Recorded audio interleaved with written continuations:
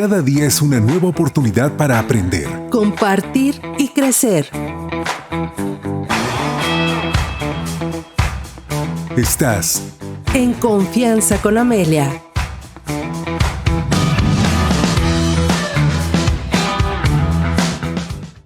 Roberto Andere, asesor financiero, ¿cómo estás? Muy buenos días. Muy bien, muchas gracias. Disculpen la voz. ¿Estás ronquito? Muy ronco, sí. Ay, mira. No. He andado medio malito de la garganta. Así es. Frío, calor, lluvia, aire acondicionado, muchos gritos. Todas las estaciones en un solo día. Así es.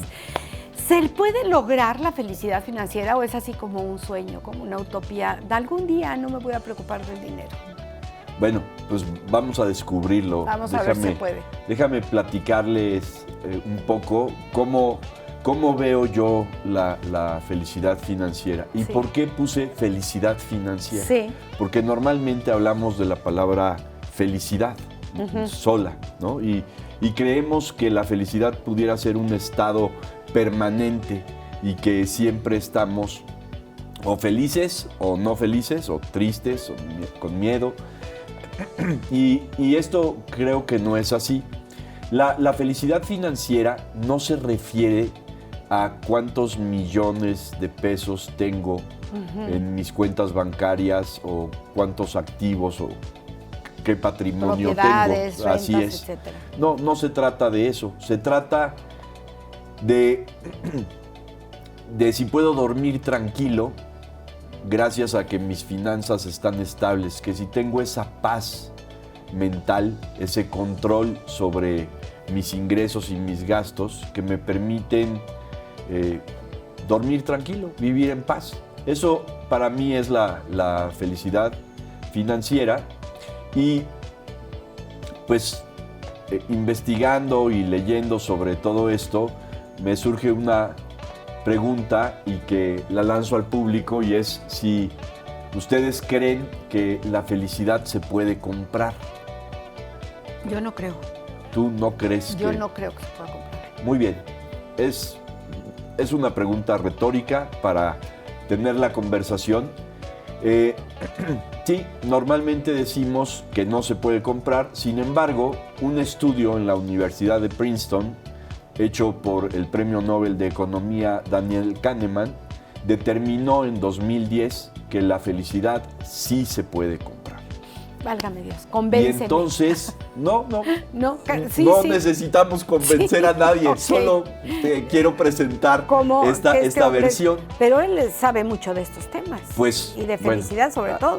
Y de todo, sí, claro, porque él, Kahneman, en paz descanse, de alguna forma fue uno de los economistas conductuales más destacados y entonces sabía de economía, pero también sabía de psicología y de conducta. Y entonces me llama poderosamente la atención porque nosotros normalmente cuando hablamos de felicidad no hablamos de la felicidad del logro, de la felicidad de largo alcance. Hablamos del placer y del hedonismo y entonces confundimos y esa felicidad hedónica, ese placer, esa euforia, la confundimos con la verdadera felicidad, ¿sí? Entonces, en este estudio en 2010 y que después en 2023 se ratificó y se hicieron algunos avances adicionales, pues lo que resulta es que hay un nivel que se llama banda hedónica y que es el promedio, voy a ponerlo así, de una persona en cuanto a sus índices de felicidad. Es decir, por cuestiones hereditarias, por cuestiones de pensamiento y todo, yo puedo tener una banda, un nivel de felicidad promedio. Y entonces los estudios han indicado que si una persona tiene esa banda de felicidad, como ese cubiertas nivel, las necesidades, que es lo que hicieron en Finlandia. Entonces, ¿no? lo que sucede es que si tú logras llegar financieramente a tener tus necesidades básicas cubiertas, eso te puede dar una felicidad financiera. Y entonces por eso es que sí se puede comprar la felicidad. O sea, tener cosas o comprar cosas o servicios que te den esta tranquilidad, como tener una casa, a lo mejor un vehículo, escuelas para tus hijos, y entonces te da tranquilidad. Mira, ahorita lo vamos a ver Sí. porque muchas de estas cosas no deberíamos de comprarlas. O sea, esta es la paradoja, si me permites, Ajá. porque de alguna manera, como decían los comerciales, todos tienen un coche en la cabeza, todos tienen una casa en la cabeza, y a veces no es necesario. Lo que sucede y pasa en países latinoamericanos, y lo voy a tratar de dividir muy bien para que se entienda. Nosotros confundimos la felicidad financiera con la felicidad relacional. ¿A qué me refiero? En México, sobre todo, pero también en América Latina, los índices de felicidad son muy elevados en comparación con otras partes del mundo, porque lo que más nutre nuestra felicidad es la relación con nuestros seres queridos. Somos muy familiares, somos muy apapachadores, entonces este tipo de cosas la confundimos con lo que sería la felicidad financiera.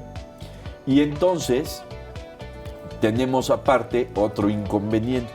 En México sobre todo, pero también en América Latina, no tenemos medición de nada. Entonces, ¿qué sucede?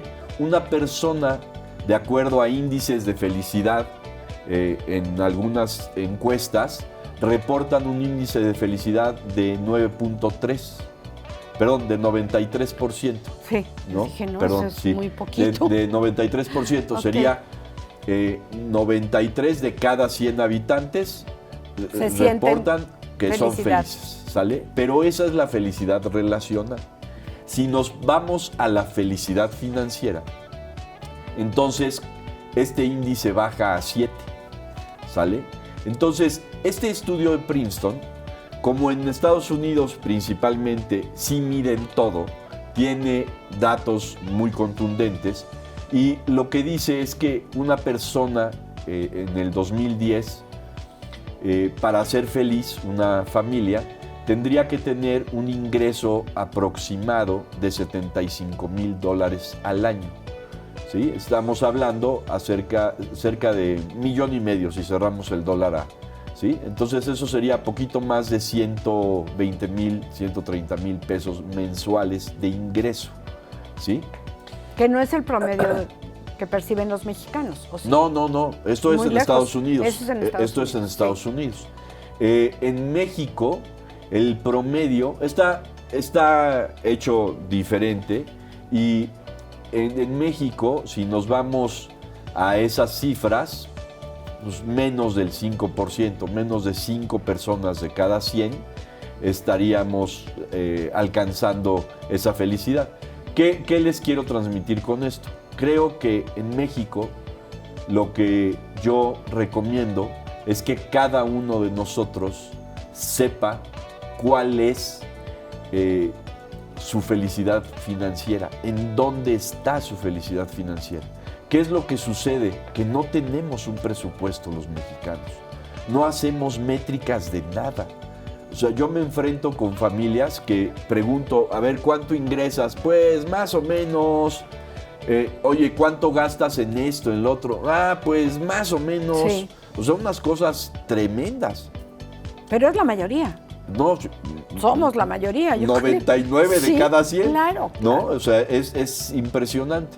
Entonces, ¿qué es lo que sucede con esto? ¿Cómo se puede ser feliz financieramente si no se sabe cuál es mi índice financiero de la felicidad? ¿Es así? Claro. O sea, porque si una persona lo que busca, veíamos el programa pasado, que buscamos principalmente 3 cosas: felicidad, libertad y respeto de los demás. Si hablamos hoy de felicidad, ¿en qué momento logro ser feliz? Cuando tengo mis necesidades básicas satisfechas. Cubiertas, claro. ¿Cuál es ese número? Entonces, la Pues, invitación ajá. de hoy, como casi todas las quincenas, es pues a tener unas métricas, a llevar un presupuesto. Y quiero decir 3 pilares para alcanzar la libertad financiera. El primero es saber qué es lo que a cada uno de nosotros nos importa. ¿Cuáles son nuestros valores? ¿Qué te hace feliz? A mí no me hace feliz el coche. Yo estoy seguro que cuando me muera no les voy a pedir que me acerquen el coche o mis casas. Yo voy a pedir que esté mi esposa, mis hijas, mis nietos. ¿Sí? Claro. Entonces, eso es importante. Alinear nuestros valores con nuestras finanzas y saber cuáles son nuestros valores y cuáles son los índices que debemos manejar nosotros de este nivel. ¿Sí está claro? Sí, sí, Perfecto. sí. El número 2 es analizar el gasto feliz contra el gasto culposo. ¿Cuál es el gasto culposo? El que ¿Para qué lo compré? Me meto al Estadio Azteca, hoy Estadio Ciudad de México, compro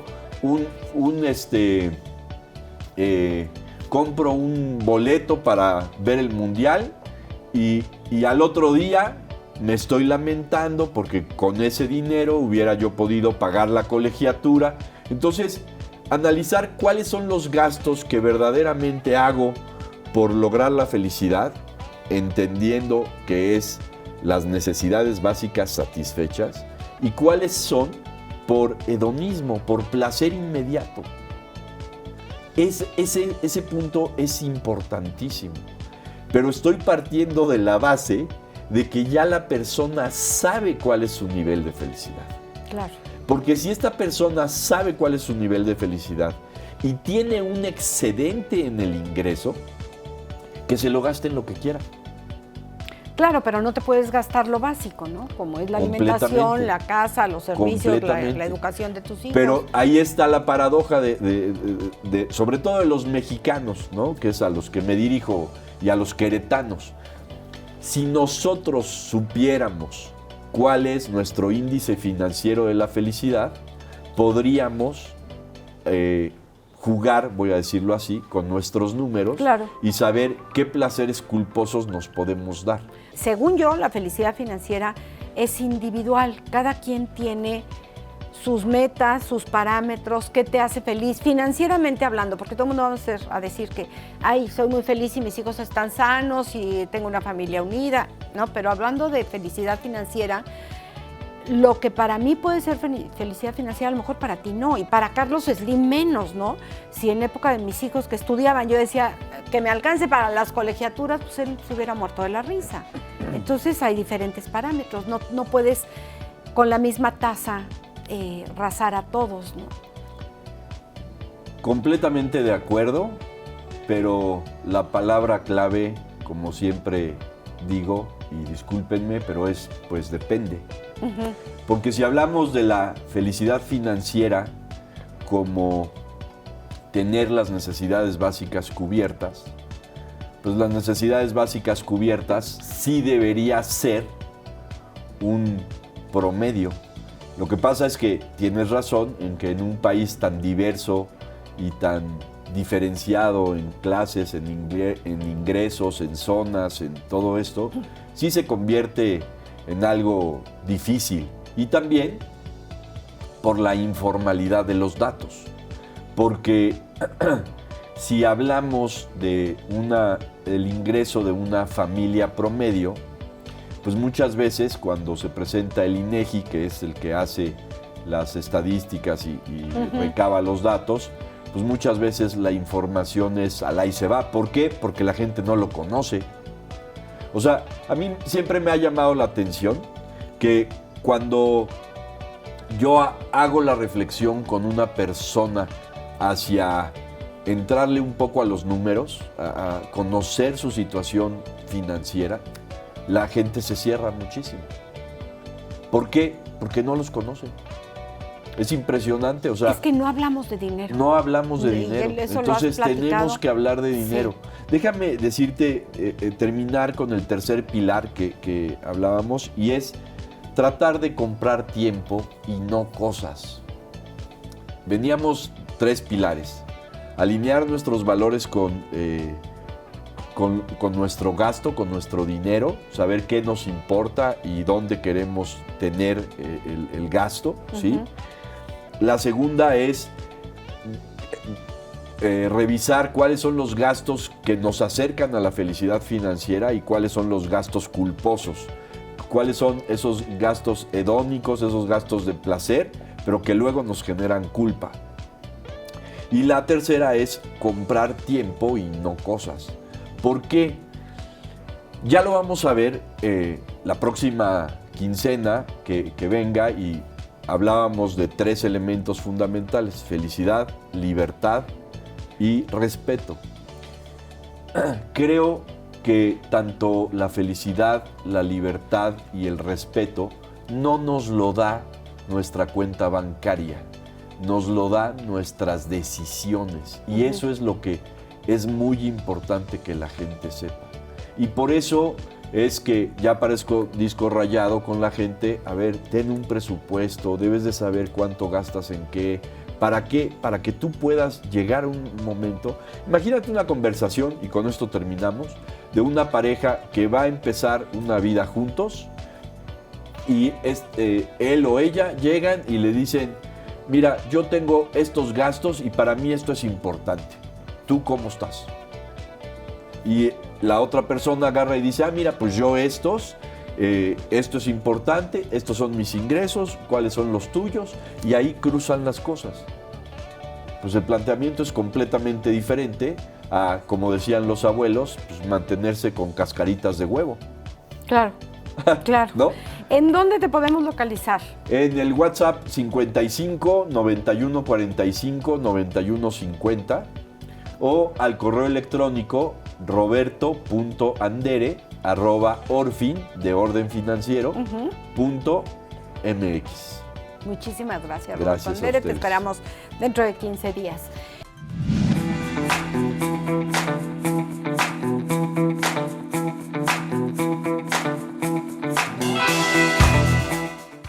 Que hay nuevos descubrimientos, nuevas emociones. Digo, ¿cómo no las supe antes? ¿Cómo estás, Berta Estela Díaz? Muy bien, mi Bienvenida. querida Amelia, muy contenta de estar bueno. acá nuevamente. Qué bueno, me da muchísimo Muchísimas gusto. gracias, vernos y Platícanos de demás. estas, ¿qué son? ¿Ya los descubrieron? ¿Qué está pasando? ¿Qué está pasando? Pues mira, fíjate, Amelia, que este tema de llamado descubrimiento de nuevas emociones es más bien para que los papás pongamos mucha atención a que las emociones no es que sean nuevas, más bien los adolescentes empiezan a nombrarlas de forma diferente.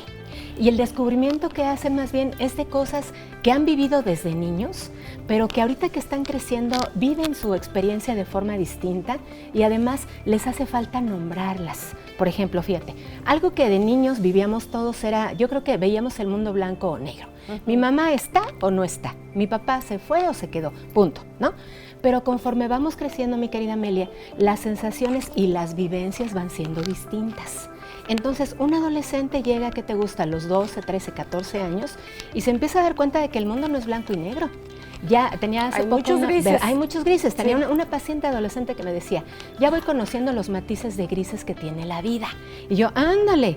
Y ella misma, fíjate, me puso a platicar de que a veces siente melancolía, a veces siente aburrimiento, a veces siente tristeza, a veces siente frustración. Esas emociones, los niños, aunque las viven, no les ponen ese nombre o las dejan pasar y simplemente te dicen, estoy alegre o triste. A veces ya es un triunfo que un niño te diga que está enojado, pero es como complicado. Pero hay quien te dice, es que estoy como no sé cómo. Ándale, imagínate. Que no sabes identificar Sí, no sé cómo te sientes, ¿no? Exacto, Como no sé cómo, me Sí. siento quién sabe qué, ¿Quién? exacto. Sí. Y ese es nuestro trabajo, y los papás y las mamás que están atentas a este programa, pues dicen, bueno, ¿y cómo le hago, no? Pero hasta como adultos. Ay, claro, La verdad, a veces no no sabes podemos nombrar. identificar, exactamente. Claro, y fíjate que yo quisiera ahí un poco la desviación, o sea, se vale decir no sé cómo me siento, claro que se vale. Y eso es muy recurrente, sobre todo en los últimos años, en donde tantas cosas han pasado, ¿no? Y además nuestras vidas van siendo diferentes, que llega un día en que dices tú, bueno, es que no sé de veras cómo me siento, ¿qué hago? Bueno, una sugerencia, siéntate tantito, haz una pausa, respira y siente cómo está tu cuerpo. ¿Dónde está ese no sé qué que percibes, ¿no? En la panza, en el pecho. Hay gente que dice, es que no sé cómo me siento porque me duele una pierna, ¿no? Bueno, pues dale un tiempo a que esa pierna se exprese, Se manifieste. y a ver qué sientes. Pues es tristeza porque no puedo caminar. Es dolor físico, ok, pues ahí vamos. Y en el caso de los adolescentes es lo mismo, Amelia. Los papás estamos muy preocupados porque de repente los chicos empiezan a vivir cosas nuevas, no las saben nombrar y se dejan ir como por la vorágine de cosas que vamos viviendo todos los días y ya ni siquiera los vemos y no sabemos qué sienten nuestros hijos. Por eso este tema, ¿no? Estas emociones, fíjate, la melancolía, la frustración, incluso el asunto de relacionarme con el otro sexo, les hace que sientan mucha inseguridad. A los niños no les importa. Estas películas para niños que me parece que fueron sí, extraordinarias, donde hablas de emociones, porque yo cuando era niña no te decían, No, no hombre. sabías ni qué. No, nada. No, y ahora ya por lo menos sabes que son muchas, sabes que existen y poder identificarlas, qué es lo que estoy sintiendo yo. Exacto. No es Sí. malo sentir ninguna emoción. No es malo. Porque luego, ay, no estés triste. No, pues hombre. estoy triste. Pues estoy triste. Pues ¿Y sí, qué? ¿Y qué? Estas No te películas enojes. intensamente Intensa, tan siempre se me buenas. olvida el nombre. La 1 y Buenísima. la 2. Y fíjate que ahorita yo vi la semana pasada la Intensamente 2, por eso surgió este tema, porque ahí se ve la transición, Amelia. Desde una Rayleigh, que es la protagonista de niña, ella iba y venía y jugaba y disfrutaba. Pero la Rayleigh adolescente empieza con una emoción que a muchos nos da miedo, que es la ansiedad. Y en la película tenemos la oportunidad de ver ahí en dibujos animados cómo se percibe un ataque de ansiedad. Yo dije, ay Dios mío, hasta ganas me dieron de llorar porque dije, así nos sentimos. Pero el adolescente a veces es incapaz de poderte expresar con claridad qué le pasa. Entonces, bueno, en esta sección que siempre es importante, los tips para mamás y papás, importantísimo, como veíamos hace 8 días, escucharlos. Es decir, si el niño se sienta junto a mí y de repente quiere platicar de cosas, escucharlo, ¿qué está pasando? Cuéntame, yo te platico, yo te escucho, etcétera. Fíjate Otra es que- preguntarles. Claro, me parece que esto ha cambiado muchísimo y a mí me da mucho gusto porque no se usaba. Justamente hoy en la mañana platicaba con una persona de hablando de neurodivergencias y si uno tenía TDA y si no. Y yo les decía, a ver, mi mamá viuda, con 8 hijos, ya parece que vas a ver si uno es callado y el otro está... O sea, era todo, hay que darles de comer Todo a estos, hay parejo. que mandarlos a la escuela. Claro, Todo, claro. o sea, no se usaba. Y no por eso hay ningún reclamo, simplemente Exacto. aprovechemos que hoy ya sabemos identificar estas emociones. Exacto, y fíjate que este ejemplo que pones es maravilloso, Amelia, porque en una familia de muchos, pues la idea era sobrevivir, ¿no? Que coman Les estos, sirvo el no sé. atole a todos, Sí, los claro. frijoles a todos y ya.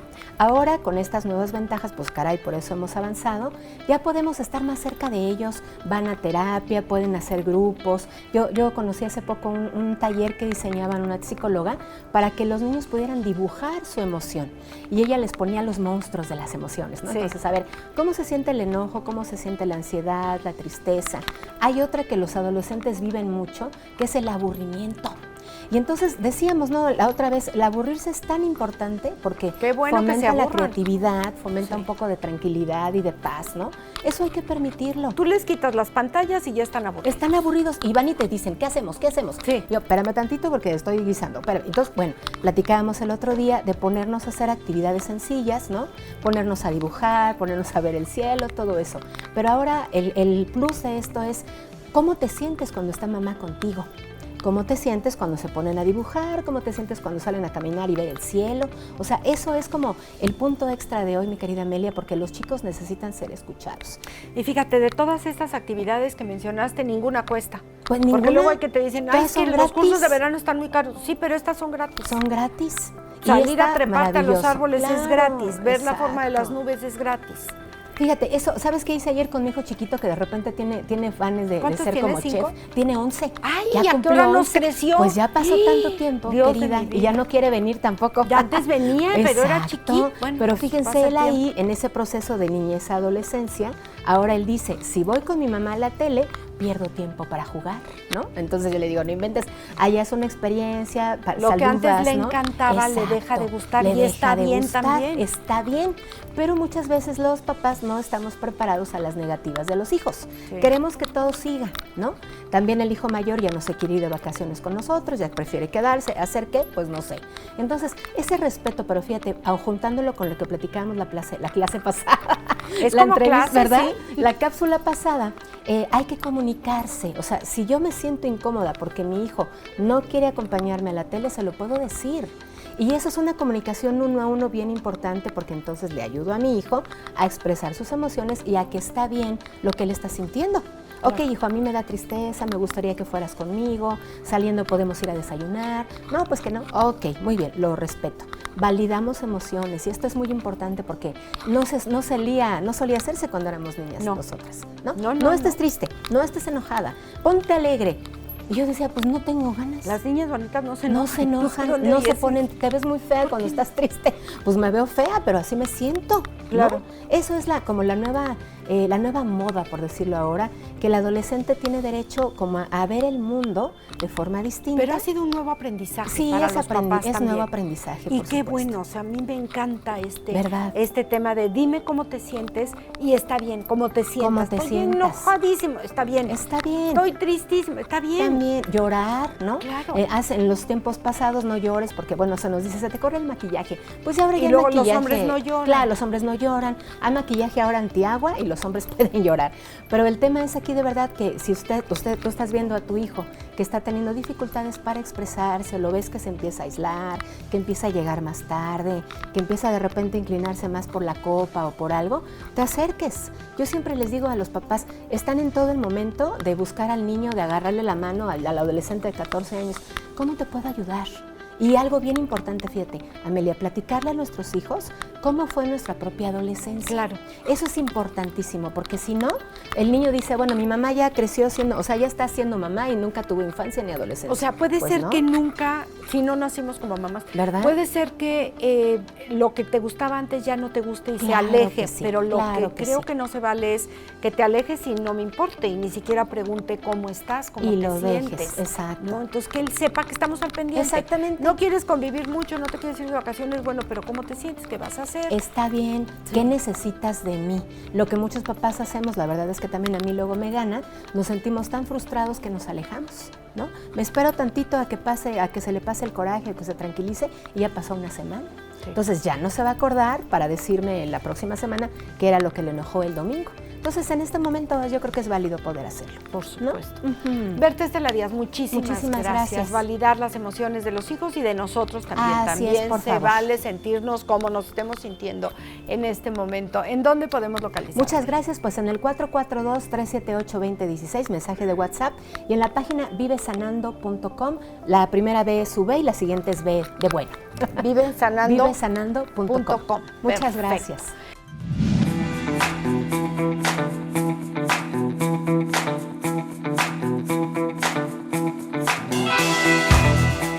Óscar, qué gusto tenerte aquí. Óscar Mauricio Medina, arqueólogo. Y bueno, siempre es interesante saber un poco qué pasaba en épocas pasadas. Sí, Como bueno, es el siglo XIX. como es el siglo XIX, Que muchos sobre por ahí todo, nacimos, ¿verdad? Entonces, casi sobre que nos todo en la acordamos. segunda mitad del siglo XIX, cuando Sí. llega la fotografía, pues se capturan muchas vistas y mucha vida cotidiana, sobre todo de los oficios. Hay libros sobre los tipos mexicanos y fotografían en estudios de la Ciudad de México. Que y se también quedan para aquí. la historia, ¿no? Sí, hay muchos fotógrafos muy interesantes que Sí. tienen estudios y fotografían estos oficios, como el ¿Qué señor que oficios? vende pájaros. Ayer que fui al Mercado de la Cruz me acordé de ese oficio.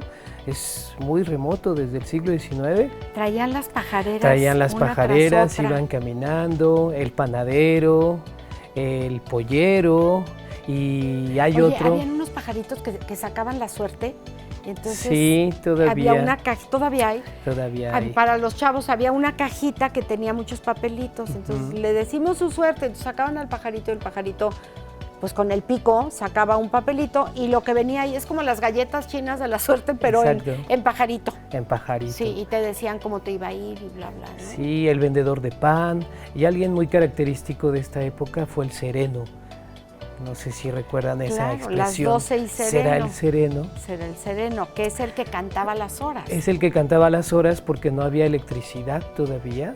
Y bueno, no había faroles, había este personaje que cuidaba las calles, que se encargaba de los borrachos y que se encargaba también de estas personas que de alguna manera pues querían aprovecharse de los demás. Y por ejemplo, cuando había gente que estaba un poco ebria en la calle, se asomaba y decía, será el sereno, será quien viene allá, ¿no? Y de ahí viene la expresión, De ahí será viene el la sereno, y expresión. a lo mejor era el borracho o el ladrón o el Sí. violador o el que quieras. Esa situación de incertidumbre, Sí, siempre decimos será el sereno, será el ¿no? sereno. Y cierto. ya hay muchos oficios como, por ejemplo, los vendedores de tortillas, el panadero. Oye, el organillero. El que todavía organillero vemos uno que también. otro. Sí. Sí, y estos órganos llegaron un poco, pues casi paralelo al siglo XIX, y los primeros llegaron de Alemania. Los organillos. Los organilleros, estos sí. órganos llegaron de Alemania Sí. y posteriormente pues se instalaron aquí en todo México. Todavía. Y ya se fabricaban aquí. Y ya se fabrican algunos aquí, o algunos son muy antiguos y hacen reparaciones y restauraciones de estos órganos que llegaron a México para este siglo. El Pero afilador de cuchillos. el afilador de todavía lo cuchillos, tenemos el ahorita. panadero, el afilador que llega con una flauta, Sí. ¿no? Haciendo ese ruidito característico, claro. para afilar las tijeras, los cuchillos, el vendedor de canastas, el vendedor de... Paletas heladas, ¿te acuerdas de los carritos? Bueno, tú eres Sí. muy joven, pero habían carritos que sonaban unas campanitas Ujú. y ya llegó el de las paletas y córrele a pedir tu Sí, y paleta todo helada. eso pues tiene que ver con la presencia extranjera de los frutos, de la vainilla, la combinación de frutos para hacer estos productos. Ujú. Y es muy interesante ver cómo estos pues, oficios nutren todavía la vida cotidiana. Si vamos al mercado, cualquier mercado, pues vemos la vendedora de frutas, de verduras, la de los tamales, la vendedora de joyas, de canastas, de bolsas, de telares, de textiles. Todo eso no se ha perdido y creo que la fotografía es parte de ese rescate visual como un documento histórico que podemos tomar mucho en cuenta. Y hay muchos libros sobre tipos mexicanos que capturan todos estos oficios, como dices, el afilador, el vendedor de pollo, la El que prendía las cestería, farolas. de el ese vendedor sombrero. de leña, el que prendía las farolas, y todas estas imágenes están capturadas en libros. Es muy interesante ver cómo a lo largo de la historia pues han sido reflejo de una vida cotidiana que sigue presente en el siglo XXI. Y que nos formaron de alguna manera, ¿no? No solamente son leyendas, sino que muchos abuelos le pueden platicar a los nietos hoy en día, muchos padres nos tocó todavía muchos de estos oficios. Claro, sí. Uno como... se pregunta con tanta tecnología, ¿qué van a hacer cuando la tecnología y los robots hagan todo lo que hacíamos las personas? Bueno, pues ¿qué hicieron estas personas que hacían oficios? Se la ingeniaron para hacer otra cosa, Pues porque muchos ya se acabaron. O sea, el sereno, ya no necesitamos al sereno. Ujú. Sí, son parte de nuestra herencia visual y creo que hay que tomarlo en cuenta. Claro. Todos estos oficios y los nuevos oficios que han salido al día, ¿no? Como el hombre siempre busca a partir de las necesidades pues, algo que hacer para salir adelante. Voy a vender en la calle, voy a hacer de comer, voy a vender comida en la calle. ¿Y voy a cuántos vender... negocios cerraron o Sí. oficios ya no se usan? Porque la tecnología les llegó. Sobre todo en términos tecnológicos, como dices en la fotografía, pues antes había estudios fotográficos, ¿no? Para tomarse una foto familiar, Claro. para pasar a la posteridad. Creo y que ahora todavía hay uno- uno que otro por Sí. ahí. Oye, ¿y los rollos que revelaban los rollos? Antes ¿Te se acuerdas? revelaban, Kodak, desde a cada rato veías Sí. los tiendas estudios fotográficos. Donde y que se te revelaban. velara el rollo cuando tomabas una foto. Y ya y me fui de luego viaje. esperar la fotografía, ¿no? De ir por ellas, esperar y ver cómo salió. Que no salieras con los ojos Que no rojos, saliera- tú o cerraste los movido. ojos, movido. Sí, todo eso tiene Eso- que ver con los oficios que se han perdido y algunos otros que se han actualizado. Claro que hay oficios nuevos. Ujú. ¿Qué va a pasar? Bueno, tú como arqueólogo, ¿qué crees que vaya a pasar con la humanidad con tantos avances tecnológicos? Pues yo creo que ahora la tecnología está muy presente en la vida cotidiana. Sin embargo, hay que tomar en cuenta justo la parte humana, ¿no? La parte crítica, la parte sensible, la parte del pensamiento humano, eso no lo puede suplir ninguna tecnología.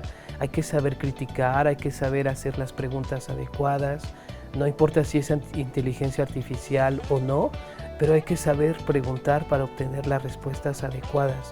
La tecnología nos puede acompañar en un proceso de manera contemporánea a realizar muchas cosas, pero si no tenemos ese momento de pausa y detenernos en nuestro pensamiento, nuestra parte crítica, nos puede rebasar. Lo más interesante e importante es pensar como humanos. Somos humanos y esa parte crítica tenemos que aplicarla. Claro. Tenemos que pensar que la tecnología existe, pero también mi pensamiento existe. Pero además la tecnología existe gracias a muchos humanos como nosotros, bueno, claro, los más brillantes, que lograron estos avances tecnológicos, ¿no? Claro. El avión, en fin, lo que tú me digas. Está muy bien la inteligencia artificial, pero la inteligencia humana pesa más que esa inteligencia artificial. Y yo creo que nunca va a suplir la inteligencia artificial a la inteligencia humana, los sentimientos, a la capacidad de elección, de racionar. Claro que no, o sea, finalmente es el humano es el que crea esa tecnología.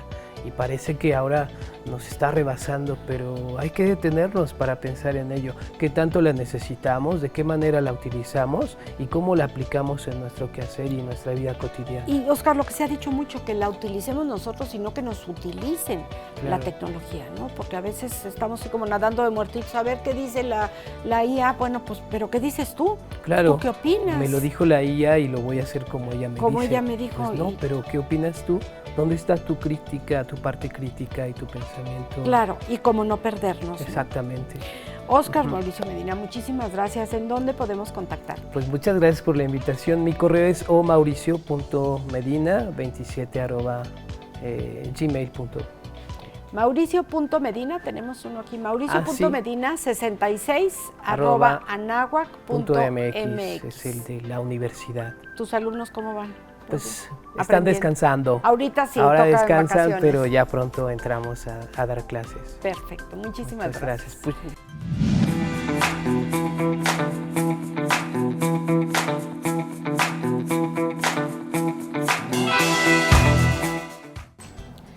yo les dije que teníamos una sorpresa.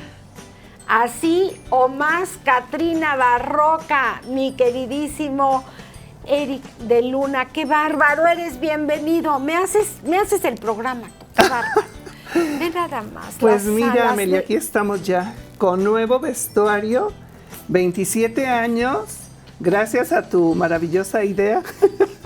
Amelia me puso en apuros, me dijo, necesito una Catrina para este 2 de noviembre, era 1999, y yo le dije, no, Amelia, no, yo no hago eso, no tengo vestuario, no sé maquillarme, ¿qué hago? Y miren. Y le dije, pues no sé cómo le vas a hacer, pero yo quiero una Catrina, y lo bueno es ser amiga aquí de los creativos. Tienes una creatividad maravillosa. Hace 27 años de eso. 27. Y la Catrina te ha acompañado en diferentes modalidades. Hoy vienes como Catrina Barroca. Barroca porque estamos celebrando, mira, en todo México tenemos todos nuestros templos, con el barroco ya como un arte, ya sin ver lo católico, lo religioso, pues es un arte, tallado en madera, el estofado, el dorado, entonces pero además tienes que investigar muchísimo. Las alitas. Así me dice la gente, así como dijiste ahorita, para que suba las alas. Es que vean nada más esto, es un vestuario maravilloso. Y además has ido a representar a México a muchos países, por supuesto en la República Mexicana. ¿A qué países has ido? Cuéntame. Bueno, pues como países, más bien como ciudades del mundo, a Shanghái, a Los Ángeles, ¿qué te dijeron a Houston? En Shanghái? Así como que, ¿qué es esto? Bueno, llegan y como te comunicas más bien en inglés, pero sí, porque suponiendo estás así y levantas, mira, ahí están haciendo la toma, son 9 holanes de tela metalizada, dorada. Lisada o no sé cómo se dice. Ay, Subimos la panza.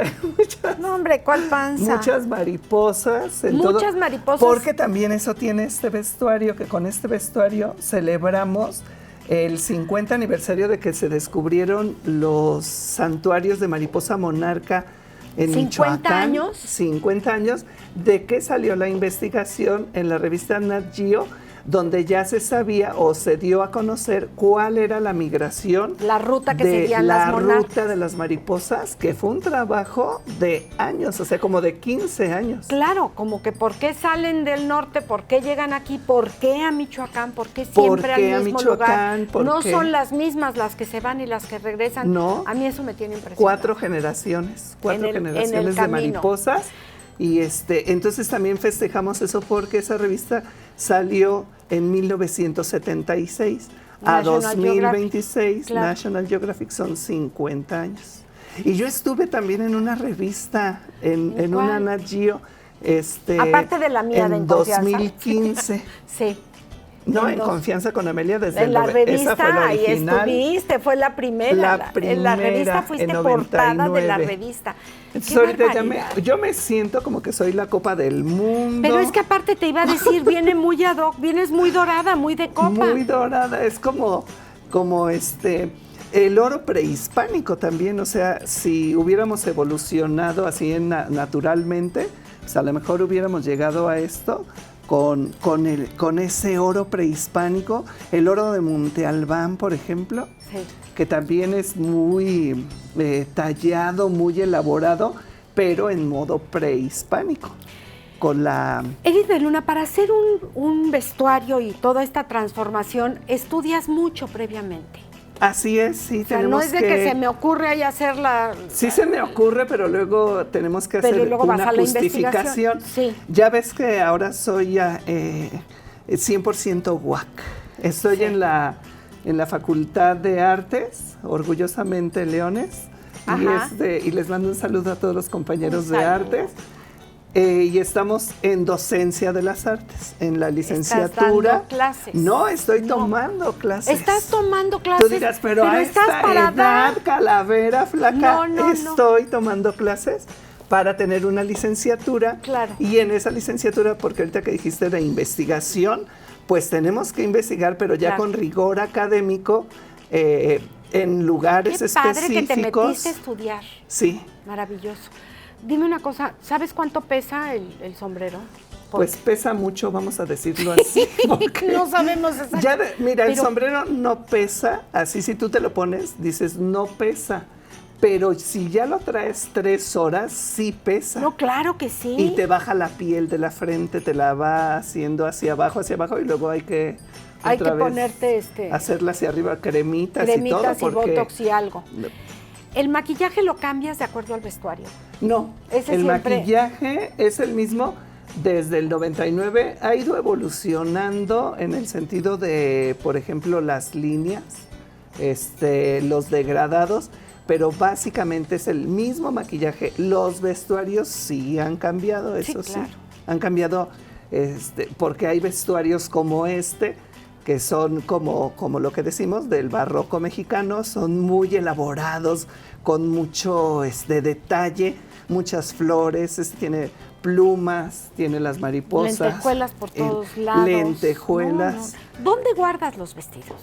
Pues tiene su propia maleta, porque cabe todo en una maleta grandota. Claro. Entonces, el de la Catrina Monarca, caben en una maleta. El de la Catrina Monarca es una belleza también. Son iguales, nada más que es oro.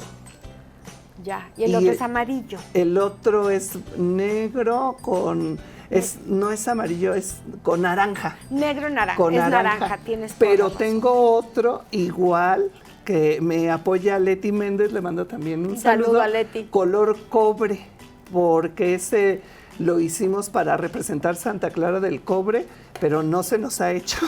O sea, nada más está ahí el vestido. Ahorita está ¿Me guardado. puedes enseñar tu bolsita y los zapatos? Sí. Porque si ustedes creen... No, viene con la bolsa. La bolsa. Viene la bolsa y ahorita que nos muestres los zapatos. Mira los zapatos. O sea, tiene que ser todo, con botas doradas ahorita. No te me vayas a caer, por favor. Ve nada más la bolsa. Ahí está. Y ahí están las botas ahorita. Ve la bolsa. El zapato, o sea, pero ahí está. Haces todo lo tienes que... Todo. Los 2 zapatos son dorados. No traigo nada más uno dorado. No, el otro también, nomás que si lo levantas se nos cae. Cae. ¿Sigues haciendo shows? El abanico. El abanico, por también, supuesto. para darnos. Ay, qué rico. para Oye, darnos aire. ¿sigues haciendo shows de imitaciones? Sigo, pero ya cada vez, mira, ahorita por la universidad también no hago tantos porque también tengo muchas lecturas que hacer y ahorita ya también voy a empezar mi tesis. Entonces, Están hablando. hay Sí, ahorita va. hay muchos trabajos que hacer. Ajá. Entonces, también los shows me voy recatando. Pero vamos a estar el 18, la próxima semana, en San José Iturbide, en un evento privado, ahí con mi amiga Lupita, y para el cumpleaños de su esposo, que andaba medio malito, shows. Le mandamos un saludo, o te compones o no llegas. Te llevo. Sí, no, la Catrina no te puedes llevar. Me lo llevo, hay unos que me debería de llevar.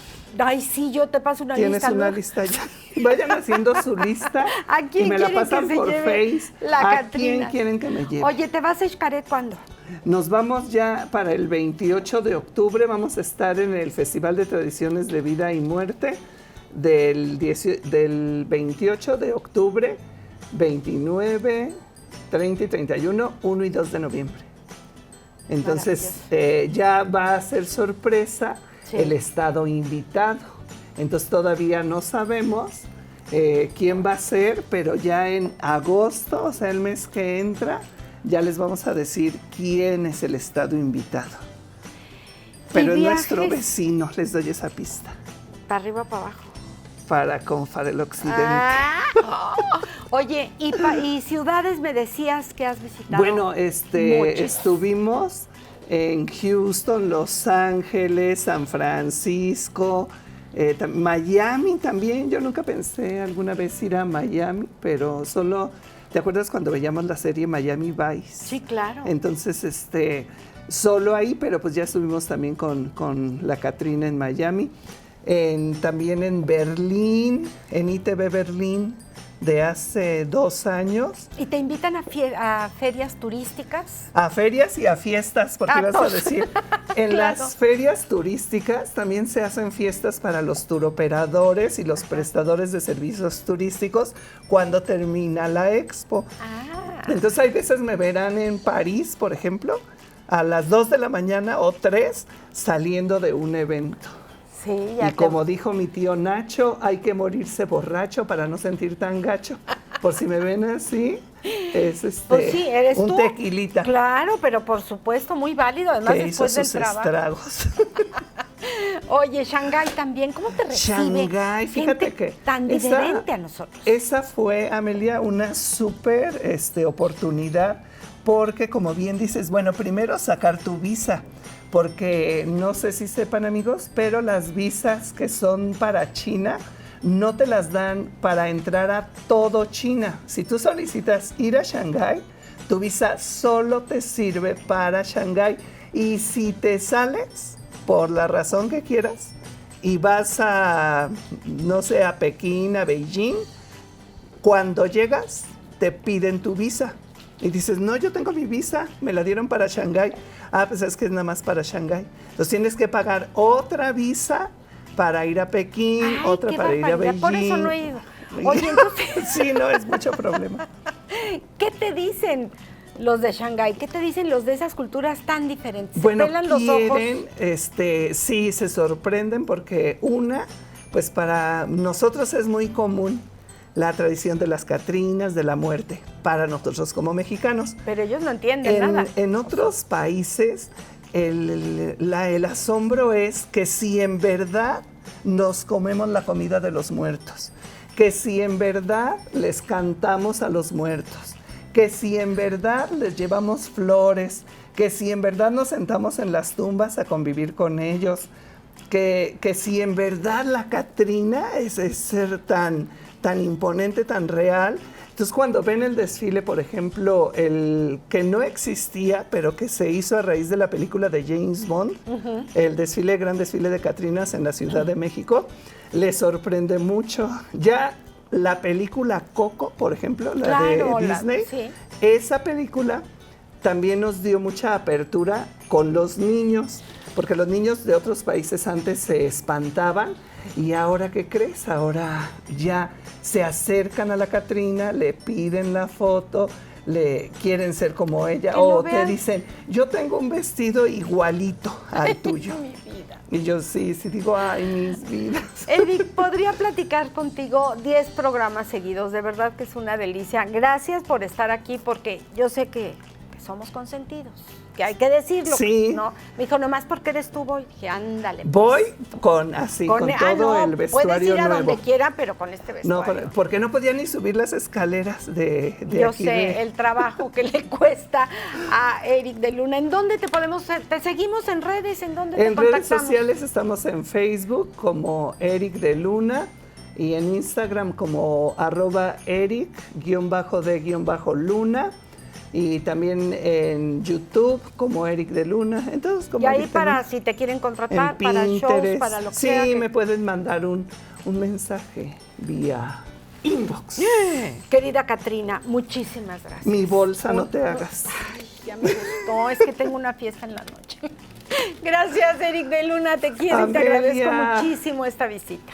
Muchas gracias a ti y pues bueno, ya vimos la evolución en 27 años de tu idea en lo que va. Y todos los años que te faltan. Los que nos falten. Los que nos falten. Aquí estaremos. Los que Dios quiera. Aquí estaremos. Muchísimas gracias.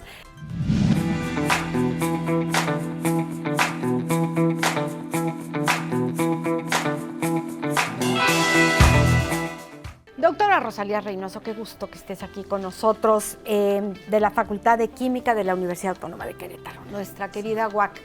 Están investigando, yo cuando vi este tema dije, no, tienes que venir a platicarnos, por favor, investigaciones sobre vegetales que pueden, al consumirlos, pueden quitarnos la ansiedad o bajarnos 2 rayitas de la ansiedad. Bienvenida, gracias sí, por pues estar muchísimas aquí. gracias, buenos días, gracias nuevamente por la invitación. Y sí, justamente nosotros estamos trabajando con un tema que actualmente preocupa muchísimo a la población. Quiero decir que es un tema que preocupa desde la niñez hasta gente de 80, 90 años. La ansiedad es considerada la principal alteración de salud mental en la población. Y no solamente en México, a nivel mundial. Entonces ocupa los primeros lugares esta alteración.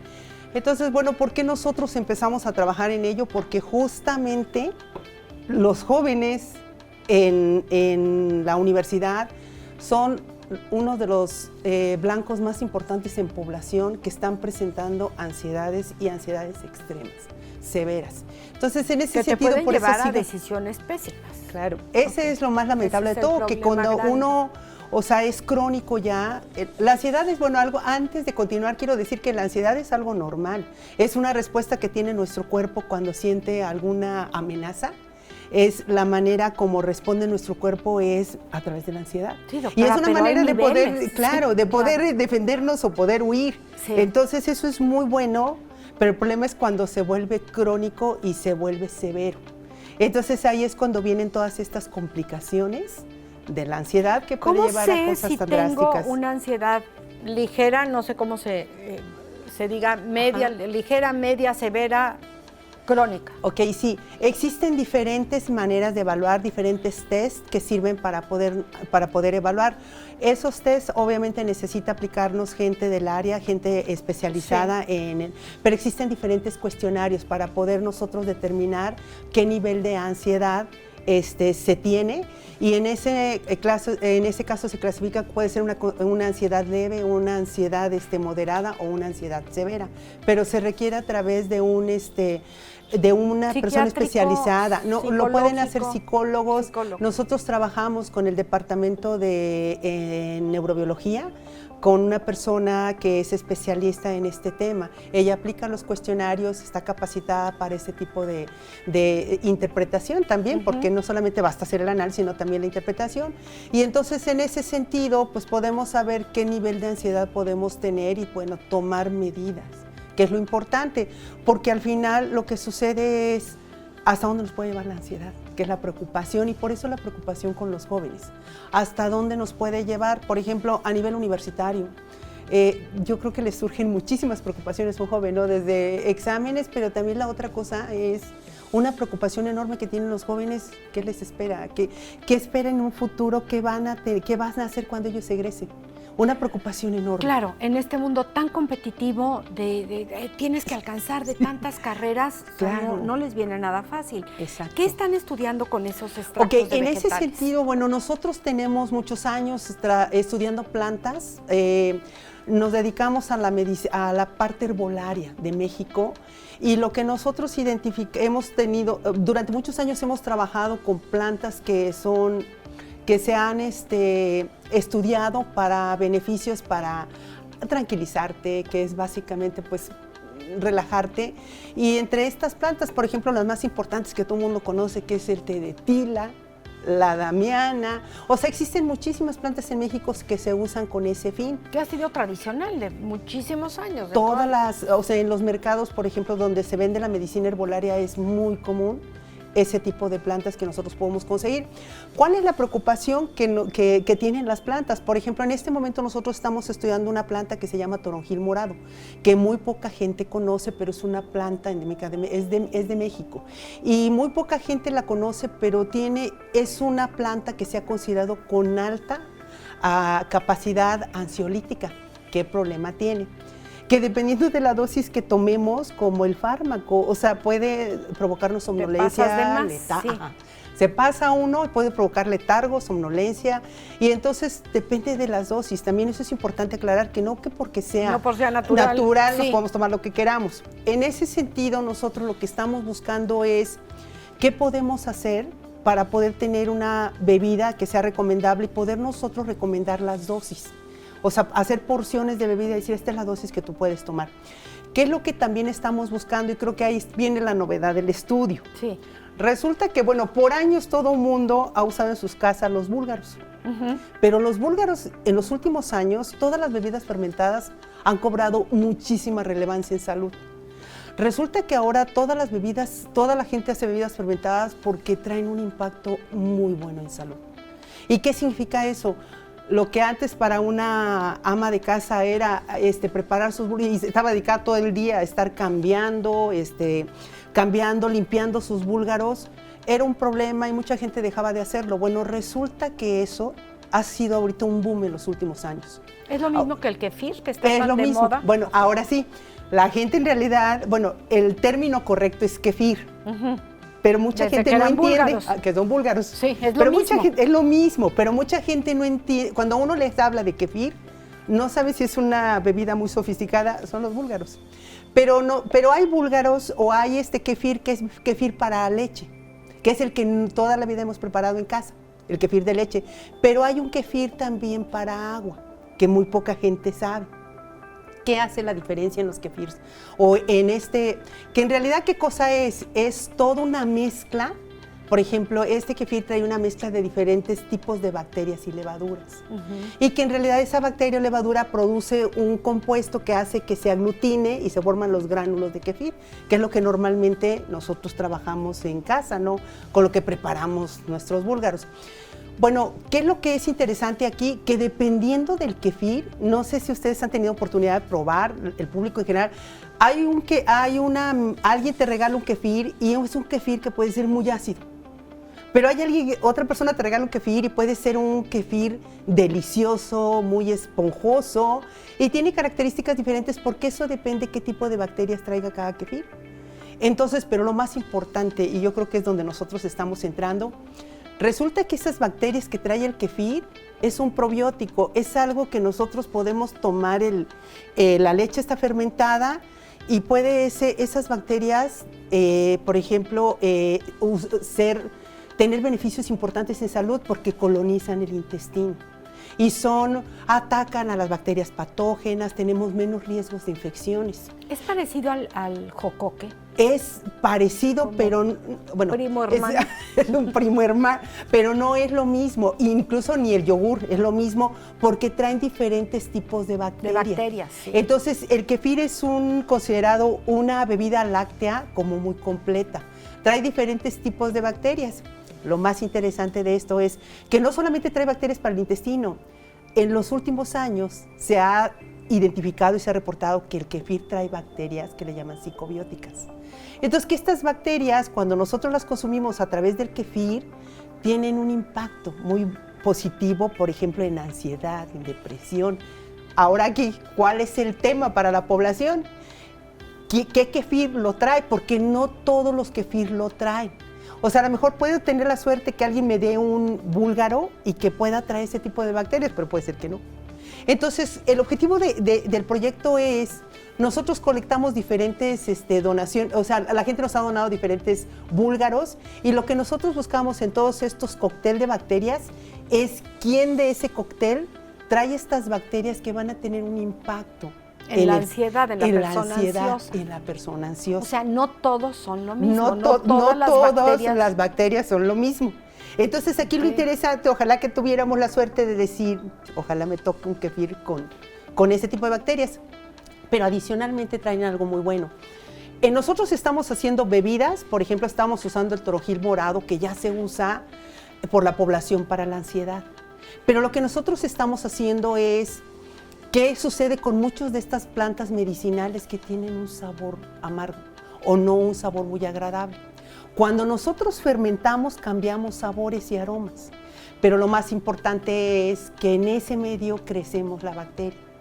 De tal manera que cuando nosotros tengamos la bebida, va a traer las bacterias y no solamente psicobióticas, no solamente para el cerebro, sino también para nuestro sistema intestinal, digestivo. Entonces en vez de comprar un probiótico, me tomo la bebida fermentada y ahí viene ese tipo de bacterias. Ay, apúrense, por el amor de Dios, yo ya quiero uno de estos que te ayude al estómago y que te tranquilice y que le baje.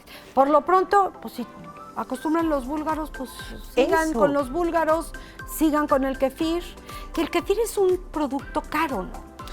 Es un producto caro muchas de estas bebidas fermentadas, por ejemplo la kombucha, el kefir, en realidad son bebidas caras, pero fue una bebida cara por moda. Ok, como todo. Ajá, como todo. Al ratito pasa la moda y ya se ponen más baratos. Sí, porque exacto. No es caro hacerlo. No, es algo sumamente, por ejemplo, nosotros tenemos precios de producción, por ejemplo, de una bebida que puede salir en 30 y en el mercado lo encontramos en 140. Sí, es demasiado, o sea, es mucha la diferencia.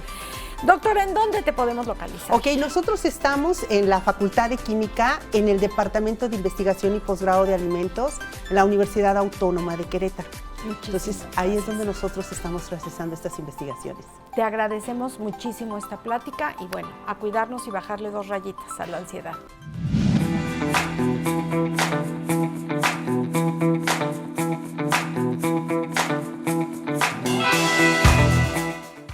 Si ustedes creen que esto es un juguetito para que los niños se entretengan ahora en vacaciones, déjeme decirle que está muy lejos de ser eso. Para que nos lo explique, está con nosotros el doctor Jorge Alfredo Ferrer. Él es profesor de la licenciatura de Ingeniería Aeroespacial, se llama. Bienvenido. Muchas gracias, Amel. Excelente estar aquí contigo. Muchas gracias. Cuéntame, ¿qué es esto? Mira, en efecto parece ser un juguete. Sí, pero para que se entretenga el niño y le meta cositas. Claro, pero ¿cuál es la idea?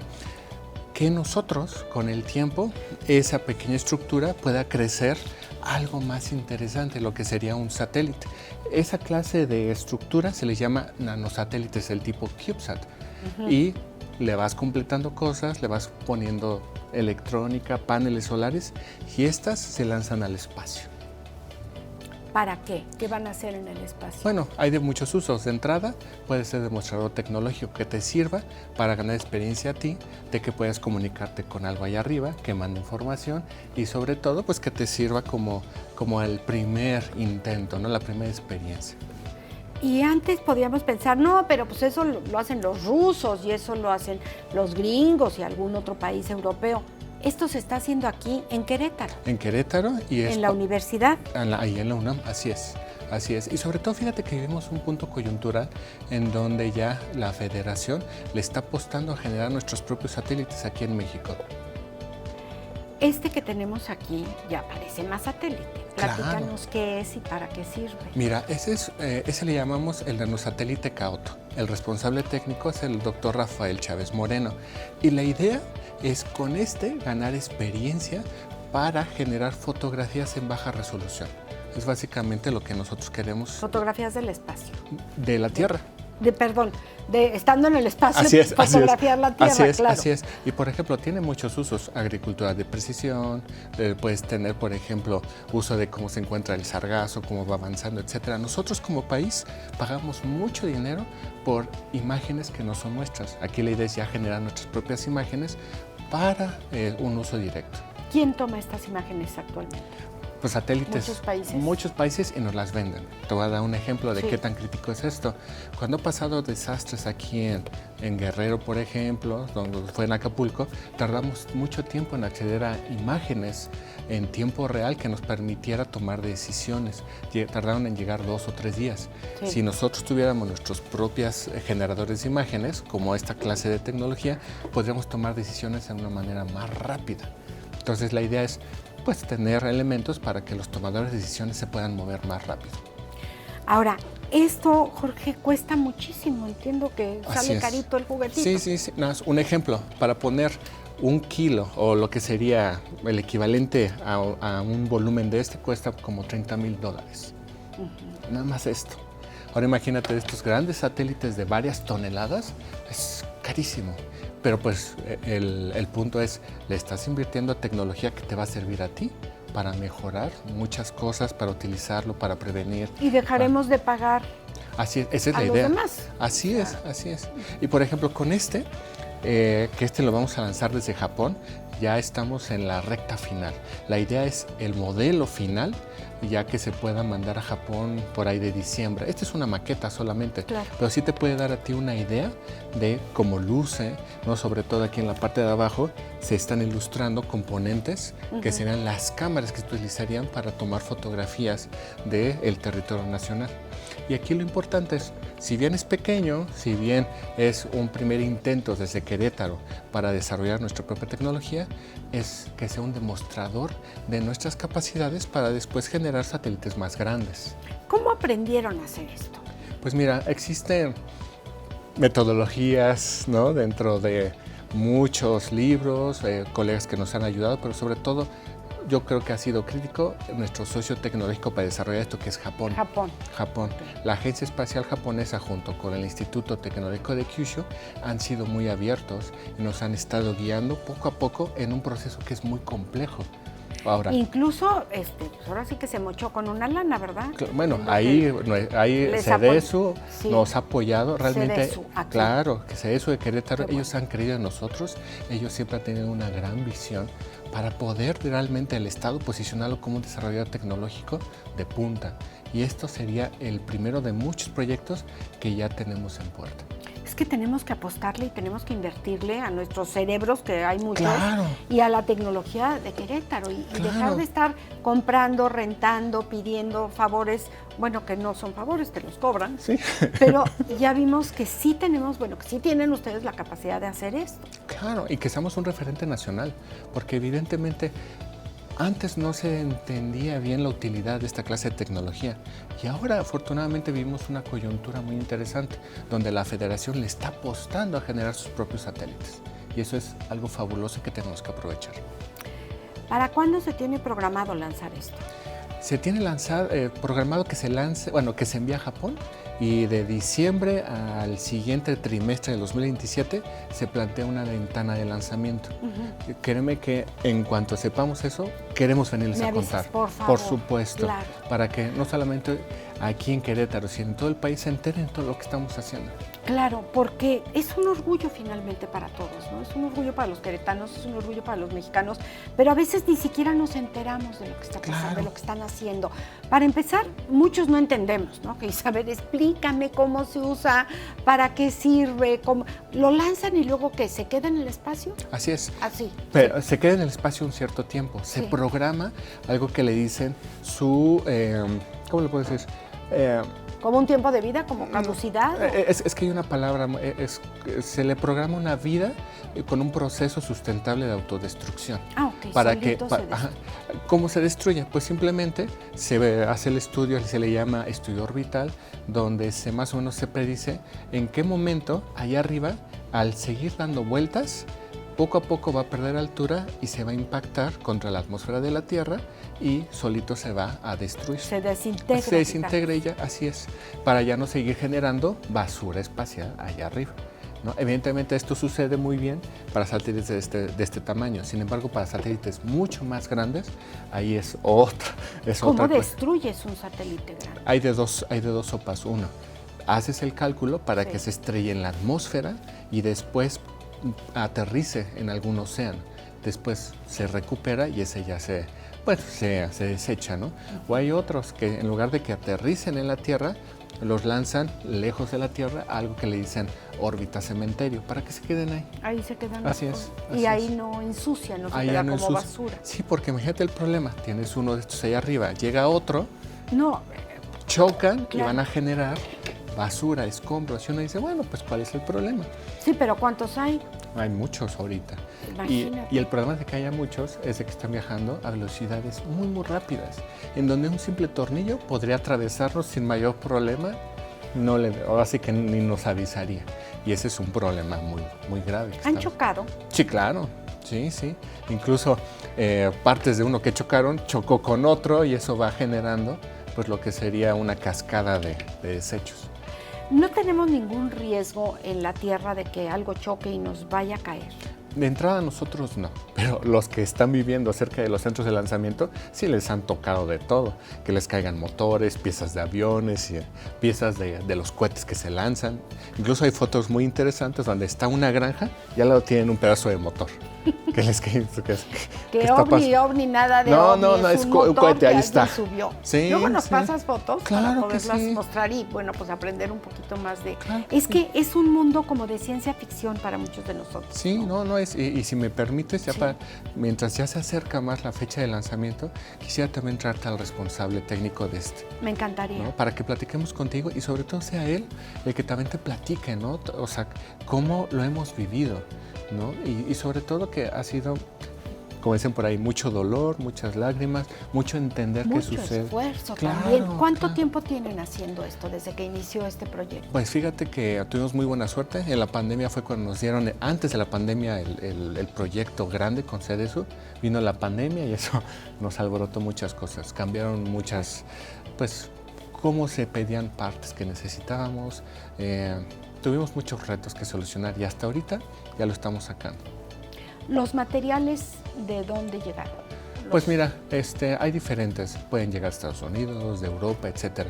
El problema es de que varios de los componentes pueden ser usados de manera militar, entonces eso te restringe mucho el tiempo. No se puede usar nada militar.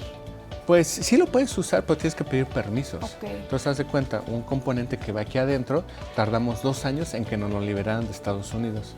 Porque nada más 2 años. 2 años, ahí te encargo.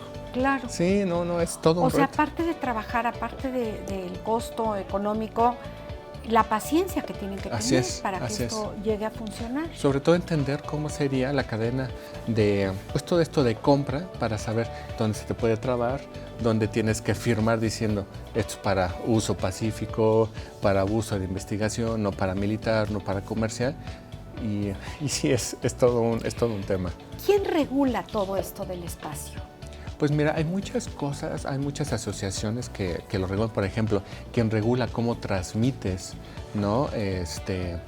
Pues ondas de, por ejemplo, de radio, que bajas lo que sería telemetría o información de satélites, es la ITU, ¿no? Que es una organización mundial que te regula el ancho de banda, ¿no? Ese es un ejemplo. Quien regula, por ejemplo, lanzamientos, a veces eso depende de cada sistema lanzador, ¿no? Quien regula, por ejemplo, quién vende o quién no, y a quién, si es algo militar o no, eso se llama el Tratado Internacional de Armas, ¿no? Entonces pasa por una revisión. O sea, hay varios aspectos o varios pues normas que uno tiene que seguir y armando un rompecabezas que es muy grande. Doctor Jorge Alfredo Ferrer, muchísimas gracias, de verdad felicidades, mi admiración a todos, a todo el equipo, a todos los que están trabajando en esto, y si alguien quisiera contactarlos, ¿en dónde los encuentran? Pues mira, nos pueden seguir en nuestras redes sociales, en la Unidad de Alta Tecnología, UAT en Facebook, o la otra, con mucho gusto les puedo dar mi correo en ferrerp@unam.mx, y con mucho gusto les damos informes, les damos hasta un tour si nos quieren visitar. Ay, está padrísimo. Sí, esto. sí. Perfecto, muchísimas gracias. Un placer, Amela, de Les verdad. agradecemos mucho y un saludo a todos. Que lo aprendido hoy te acompañe en tu día a día. Nos vemos y escuchamos muy pronto. Estuviste en Confianza con Amelia.